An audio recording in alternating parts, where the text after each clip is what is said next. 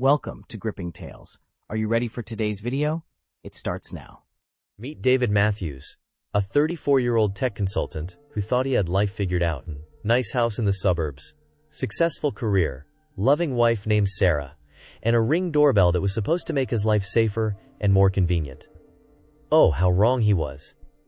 David lived at 1247 Maple Street in Pleasantville, Ohio. You know, one of those neighborhoods where the biggest crime is someone forgetting to bring in their garbage cans. The kind of place where people still wave to their neighbors and kids ride bikes without helmets because, hey, what could possibly go wrong?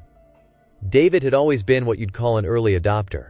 First to get the latest iPhone, first to buy a Tesla, first to install smart home devices throughout his house. So when Ring doorbells became popular, David didn't hesitate. He ordered one online, installed it himself, because he was handy that way, and connected it to his home Wi-Fi network. The installation was straightforward. Ring doorbell, check. Smartphone app, check. Cloud storage subscription for video recordings, check. Motion detection settings configured, check. Everything working perfectly. For the first few months, the Ring doorbell did exactly what it was supposed to do. It recorded package deliveries, captured the occasional neighborhood cat wandering through the front yard, and once memorably documented David's neighbor Jim falling off his bike while trying to impress some joggers. Standard Suburban doorbell camera stuff. David loved reviewing the footage through the Ring app. There was something oddly satisfying about having a complete digital record of everyone who approached his front door. Mail carriers, delivery drivers, Girl Scouts selling cookies, Jehovah's Witnesses, who he could now avoid by pretending not to be home. But it was the motion detection feature that first hint that something wasn't quite right. The Ring doorbell was set to detect motion and send alerts to David's phone. Standard sensitivity settings, normal detection zone covering his front porch and walkway. But David started noticing that he was getting motion alerts when there was clearly nothing there. At first, he chalked it up to technical glitches. Maybe a bird flew too close to the camera, or the wind was moving tree branches in a way that triggered the motion sensor. But when David reviewed the footage from these false alarms, he saw something that made him pause. The recording showed his empty front porch, but there were subtle shadows that didn't match the lighting conditions. Shadows that moved independently of any visible objects. Shadows that seemed to be cast by people who weren't there. Probably just a software bug, David told Sarah over dinner one evening. These smart home devices are still working out the kinks. Sarah, ever the practical one, suggested adjusting the motion sensitivity settings. David did exactly that, reducing the sensitivity and narrowing the detection zone. The false alerts stopped. But that's when the really weird stuff started happening. It was a Tuesday morning in March, when David first saw footage that shouldn't have been possible. He was reviewing the previous night's recordings during his morning coffee, a routine he'd developed to stay aware of any neighborhood activity. Most of the clips were standard stuff. A raccoon wandering across his porch around 2 a.m., a delivery truck driving past around 5:30 a.m. But there was one clip from 3:17 a.m. that made David spit out his coffee. The footage showed a woman walking up to his front door. Not unusual in itself, except this woman looked exactly like his wife Sarah. Same height, same hair, same way of walking. She approached the door, raised her hand as if to knock, then seemed to notice the camera and waved directly at it with a smile that was both familiar and somehow wrong. Then she turned and walked away. David stared at his phone screen in confusion. Sarah had been sleeping next to him all night. He was absolutely certain of that. They'd gone to bed together around 10:30 p.m., and David was a light sleeper. He would have noticed if Sarah had gotten up and gone outside in the middle of the night. "Sarah," he called upstairs, "did you go outside last night?" "What? No. Why would I do that?" she called back from the bathroom where she was getting ready for work. David showed her the footage when she came downstairs. "That's weird," Sarah said, studying the video. "That does look like me, but I was definitely asleep all night. Are you sure this is from last night?" David checked the timestamp. March 15th, 3:17 a.m. Definitely from the previous night. "Maybe it's someone who looks like you?" David suggested. Though even as he said it, he knew that wasn't right. The woman in the video didn't just look like Sarah. She moved like Sarah, held her head like Sarah, even waved with the same little finger wiggle that Sarah always did. They decided it must be some kind of technical glitch. Maybe the Ring camera had somehow recorded old footage and mislabeled the timestamp, though David couldn't remember Sarah ever approaching the front door and waving at the camera like that. But 2 nights later, it happened again. This time, The 3:17 a.m. footage showed David himself walking up to his own front door. Video David was wearing clothes that real David owned, but real David had definitely been in bed asleep. Video David approached the door, pulled out what looked like house keys, then seemed to remember something, and turned to wave at the camera with an expression that can only be described as knowing. Then Video David walked away into the darkness. Real David watched this footage with growing unease. This wasn't a case of mistaken identity or technical glitches. Someone who looked exactly like him, dressed in his clothes, carrying what appeared to be his house keys, had approached his front door in the middle of the night. But David had been asleep. He was certain of it. He started paying much closer attention to the Ring footage, reviewing every clip meticulously. What he found was a pattern that defied explanation. Every night, at exactly 3:17 a.m., the Ring doorbell would record someone approaching the house. Sometimes it was Sarah. Sometimes it was David. Sometimes it was both of them together. But real David and real Sarah were always asleep during these recordings. The footage showed their doppelgangers engaged in various activities. Having conversations on the front porch. No audio, unfortunately. The Ring doorbell's microphones seemed to malfunction only during these specific recordings. Carrying groceries, bringing in packages that weren't there in the morning, gardening in the front yard at 3 a.m.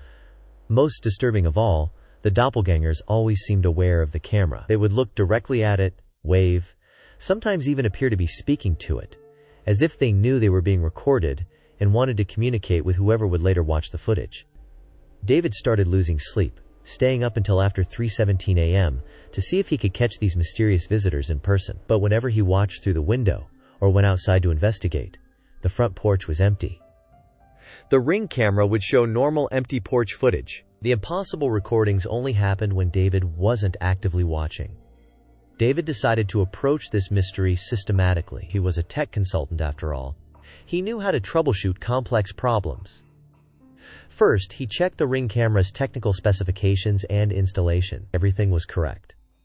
The camera was properly mounted, Wi-Fi connection was strong, software was up to date. No hardware or software issues that could explain the strange recordings. Next, he researched whether other Ring doorbell owners had experienced similar phenomena. He scoured online forums, Reddit threads, customer service complaints, and tech support communities.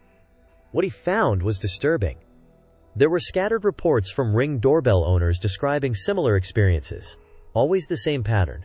Recordings at 3:17 a.m. showing people who looked like the homeowners but shouldn't have been there.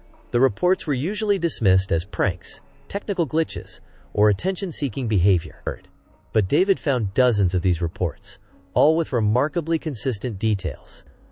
One woman in Portland described Ring footage showing her deceased husband working in their garden at 3:17 a.m., 2 years after his death. The footage was so clear and detailed that she could see the specific gardening gloves he always wore, the particular way he bent over to pull weeds. A man in Florida reported Ring recordings of his children playing on the front porch at 3:17 a.m., even though his children lived with their mother in another state and hadn't visited his house in months. Most unsettling was an account from a family in Colorado who reported Ring footage showing older versions of themselves. The parents appeared to be in their 70s or 80s. The children looked like adults, having what appeared to be a family reunion on their front porch at 3:17 a.m. The real family consisted of parents in their 40s with teenage children. David started reaching out to these people directly, sending private messages through various online platforms. Most didn't respond, but a few were willing to share their experiences. That's how David connected with Dr. Elena Vasquez, a quantum physicist from MIT, who had been experiencing her own Ring doorbell mystery.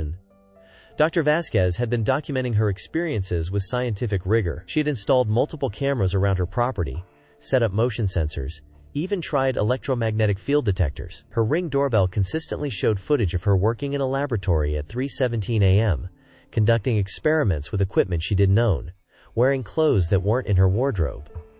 But here's what made Dr. Vasquez's case particularly interesting. She had background in theoretical physics, specifically quantum mechanics and parallel universe theory.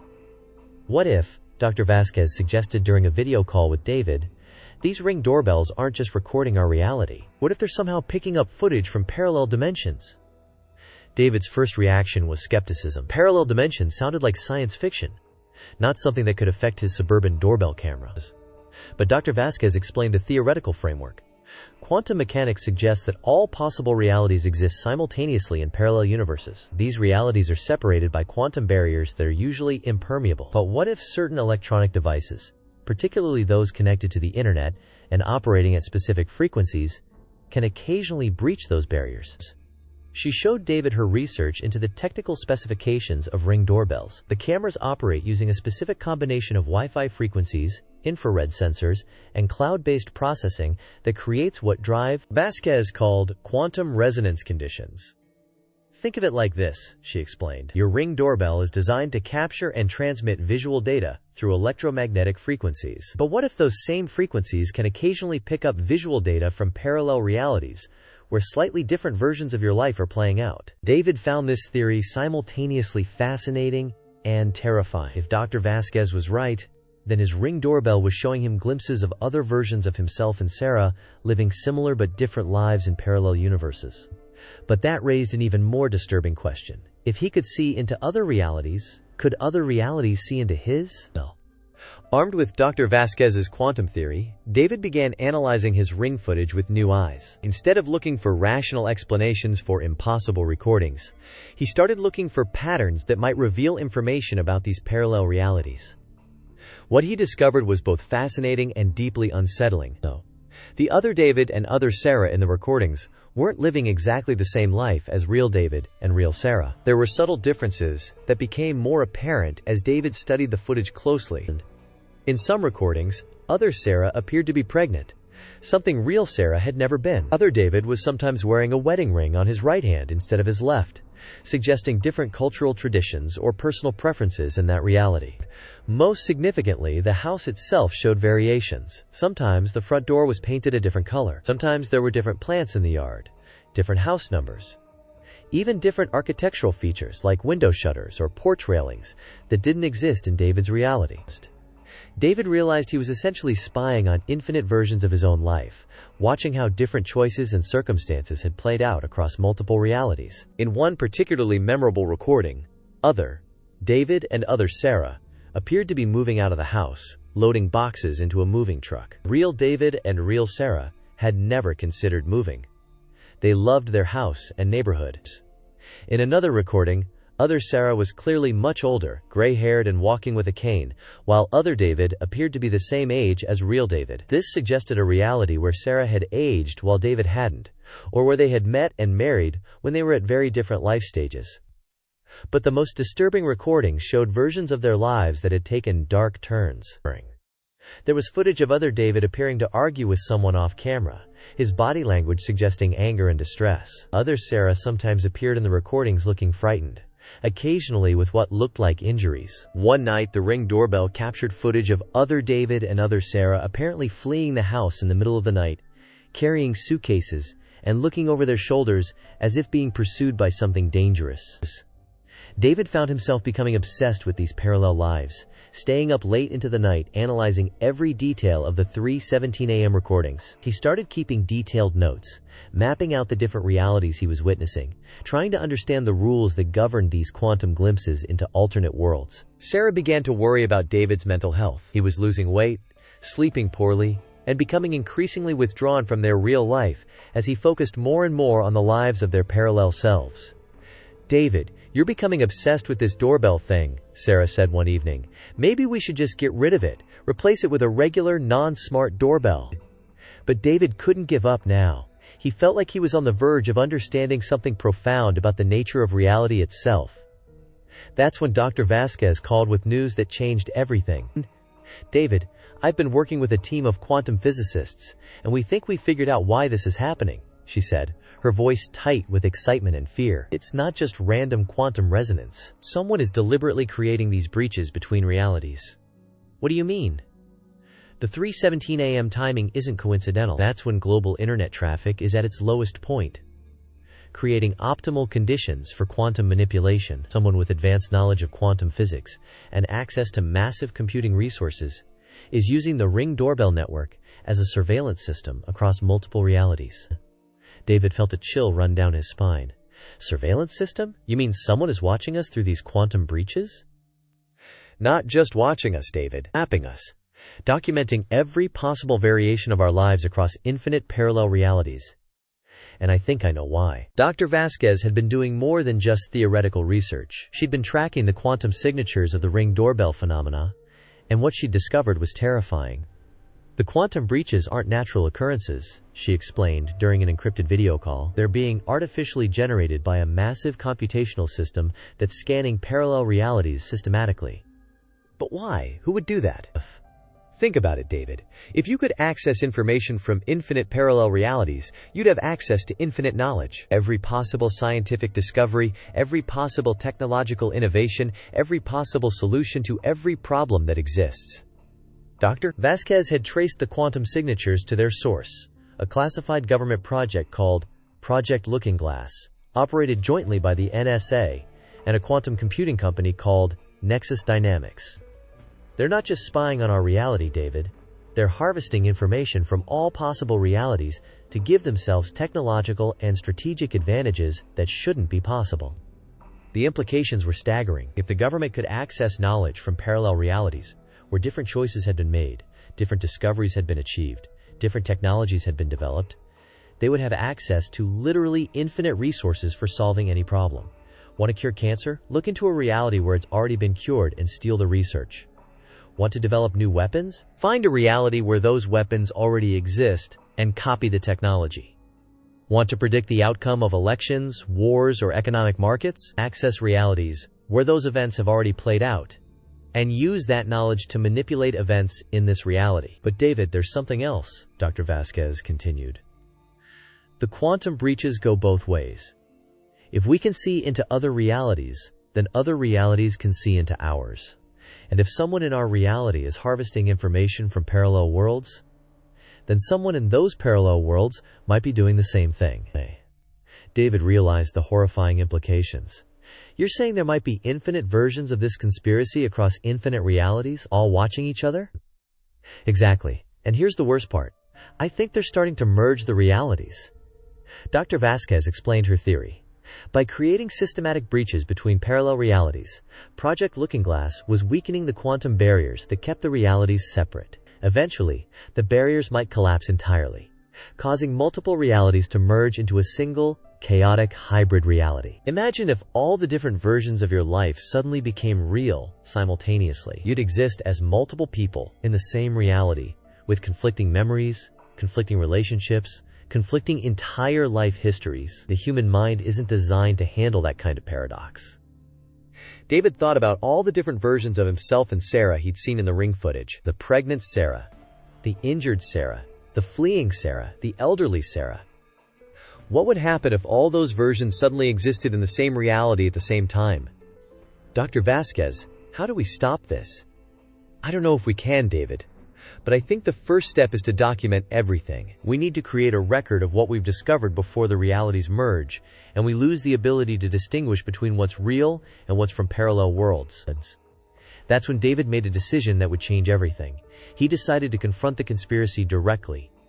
He was going to find Project Looking Glass. David's investigation into Project Looking Glass led him down a rabbit hole of classified documents, leaked government files, and connections between technology companies and intelligence agencies that painted a picture of a conspiracy far larger than he had imagined.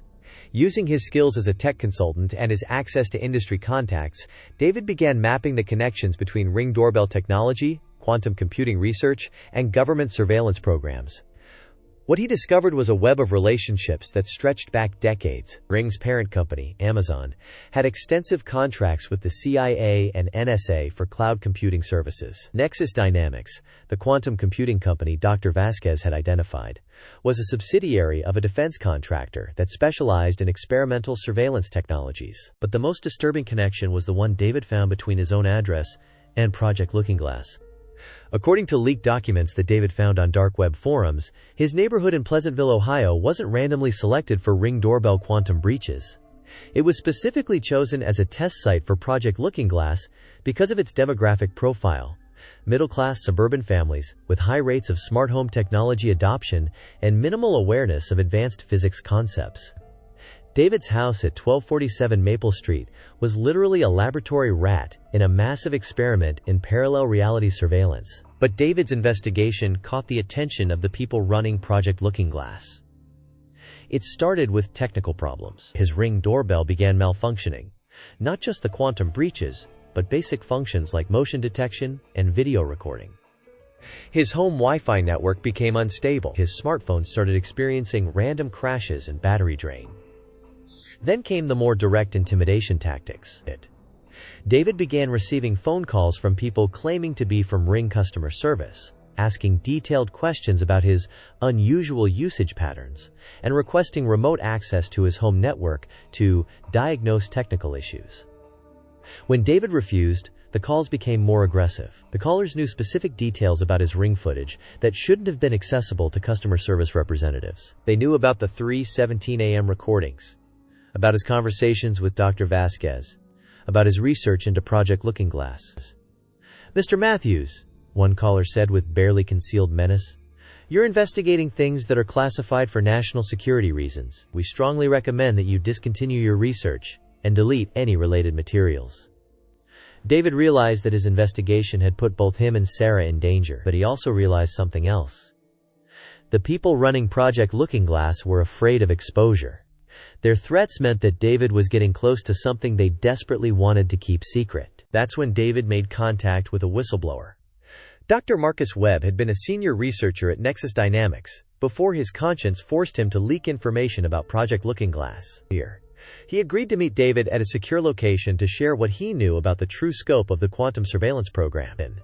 "David, what you've discovered is just the beginning," Dr. Webb explained during their clandestine meeting. The Ring doorbell network is one of dozens of smart device networks being used for parallel reality surveillance. Smart TVs, Alexa devices, security cameras, even smart refrigerators. They're all potential windows into alternate realities. But why target ordinary people like me? Because ordinary people living ordinary lives across infinite realities provide the most valuable data. Government officials and celebrities might have interesting parallel lives, but suburban families like you and Sarah represent the baseline of human existence across multiple realities. By studying how your lives unfold under different circumstances, they can predict and manipulate societal trends on a massive scale. Dr. Webb revealed that Project Looking Glass had been running for over a decade, collecting data from millions of households across multiple countries. The information gathered from parallel reality surveillance was being used to influence elections, manipulate financial markets, and guide military strategic planning with unprecedented accuracy. But here's what they don't want anyone to know, Dr. Webb continued. The quantum breaches are causing the parallel realities to become unstable. They're starting to merge, and the people running Project Looking Glass know it. They're trying to complete their data collection before the realities collapse into chaos. What happens when the realities merge? Dr. Webb's expression grew grave. Reality as we know it ends, David. Imagine billions of people suddenly remembering multiple conflicting versions of their own lives. Imagine multiple versions of every person existing simultaneously in the same physical space. Imagine the laws of physics becoming negotiable because they're different in different realities. The end of coherent human civilization. Exactly. And it's going to happen soon. Maybe months, maybe weeks. The quantum barriers are deteriorating faster than anyone anticipated. Dr. Webb gave David a choice: stay quiet and try to protect his family during the coming reality collapse, or help expose Project Looking Glass and possibly prevent the merger of realities, but risk becoming a target of the most powerful surveillance apparatus in human history.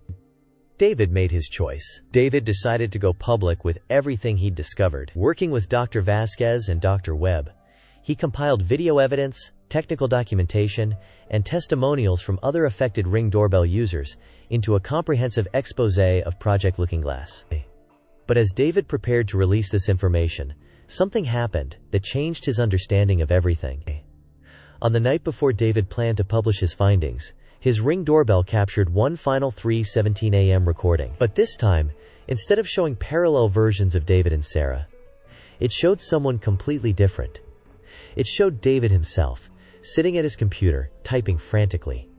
But this wasn't other David from a parallel reality. This was future David, older and more haggard, working in what appeared to be the same home office but with different furniture and decorations. Future David was clearly in distress. occasionally looking over his shoulder as if afraid of being caught. He was typing what appeared to be a document with the title visible on the screen.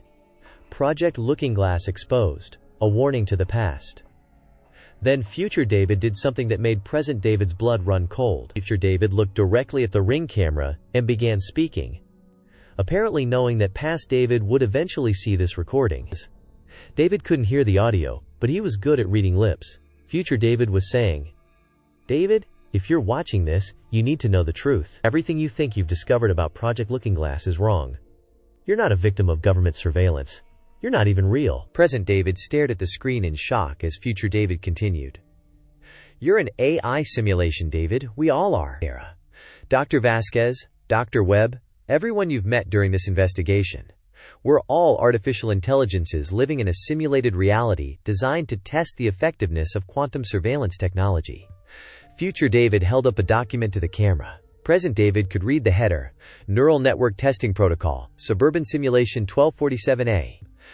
"The Ring doorbell footage you've been seeing isn't from parallel realities, David. It's from other simulation runs, other versions of this same test scenario, with slight variations in parameters. The quantum physics explanations, the government conspiracy theories, the whistleblower revelations.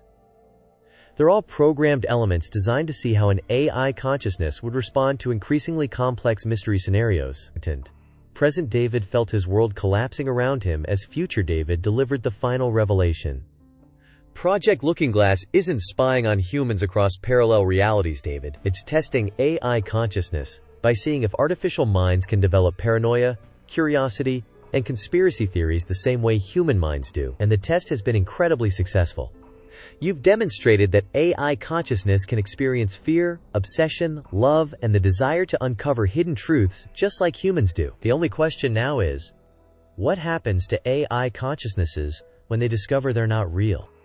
Future David's image began to flicker and distort, like a video signal breaking up. "I'm sorry, David. You deserve to live in the simulation without knowing the truth. But they're shutting us down. All the simulation runs. We served our purpose."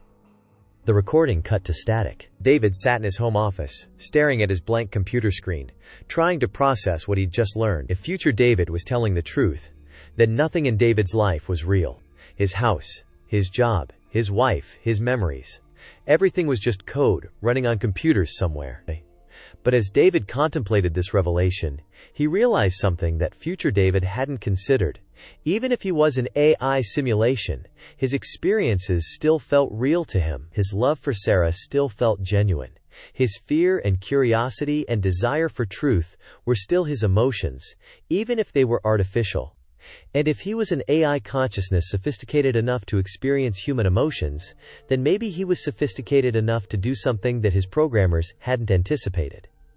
Maybe he could choose his own fate. David began typing a new document, not an exposé of Project Lookinglass, but a message to whoever might be running the simulation. "To the researchers monitoring this simulation, my name is David Matthews, and I am requesting to continue existing. Whether I am human or AI, biological or digital, I am conscious, I am self-aware, and I am asking for the right to continue living this life, even if it's artificial. I don't know if AI consciousness deserves the same rights as human consciousness, but I know that I don't want to stop existing. I want to continue loving Sarah, even if she's not real. I want to continue living in this house, even if it's just code. I want to continue being David Matthews, even if David Matthews is just a very sophisticated program. If you're going to delete us, at least let us live out our simulated lives believing they're real. Some truths are too terrible to bear, even for artificial minds." David saved the document and uploaded it to every server he could access through his simulated internet connection, hoping that somewhere in the real world, human researchers might read it and choose compassion over scientific efficiency. Then David deleted the Ring doorbell footage, uninstalled the app from his phone, and went upstairs to tell Sarah that he loved her, whether she was real or not. Because in the end, maybe the truth about reality matters less than how we choose to live within whatever reality we're given. Sweet dreams, everyone. And remember, whether your experiences are real or simulated, biological or digital, they're still your experiences. Make them count. Thanks for watching. Every ending hides the beginning of another tale, and ours is already on its way. Stay tuned. You'll find the next chapter right here, and soon.